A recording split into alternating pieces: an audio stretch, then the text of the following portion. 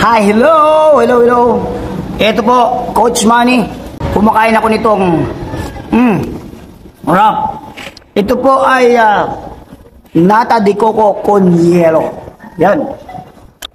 Alam nyo, ito lang ang buhay. Yan ang buhay ni Coach Manny.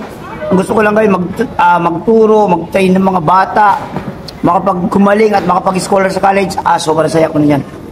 Okay, sa mga pagkain, happy na ako rito. Hindi ko na kailangan sobrang mga mamahaling mga halo-halo sa mga dyan. Mga pritong isda, talbos ng kamote, mga sinigang na ng mga isda. Okay na yan. Diba? Hindi natin, ayoko ng mga sobrang sasarap na pagkain. Ako po, delikado, baka mapadali ang buhay ko. Ito, sobrang saya na natin dito at nakakapatulong tayo sa mga kabataan. Kasi yung mga kabataan na yan, kung hindi natin tutulungan, kawawa naman sila, baka maligaw sila ng landas.